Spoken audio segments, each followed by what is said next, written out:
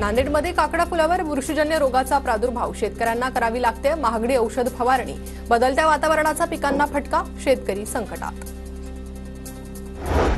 सोलापूर कृषी उत्पन्न बाजार समितीमध्ये फुलांची आवक घटली। दिवाळीनंतर फुलांचं मार्केट शांतच। गुलाब, लिली, शेवंती, झेंडू, मोगरा अशा अनेक प्रकारच्या फुलांची आवक घटली। परभणीच्या पाथरीत नवीन बस स्थानकाचं काम सुरू। जीर्ण झालेल्या बस स्थानकाची इमारत केली जमीनदोस्त। प्रवाशांसाठी तात्पुरतं पर्यायी बस स्थानक उभारलं।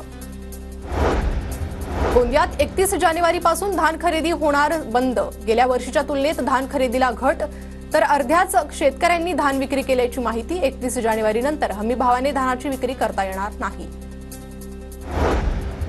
तळ कोकणात गतवर्षीच्या तुलनेत यंदा पर्यटकांची संख्या वाढली। नव्या वर्षाच्या पहिल्या 15 दिवसात पर्यटकांची लक्षणीय संख्या, तर सुमारे 2,142,000 पर्यटकांनी दिली सिंधुदुर्ग किल्ल्याला भेट।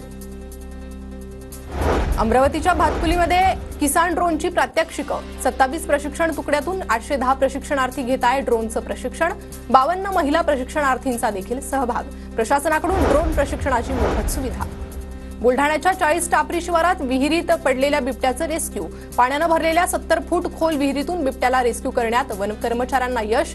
बिबट्याची अंबाबरवा अभयारण्यात सुटका।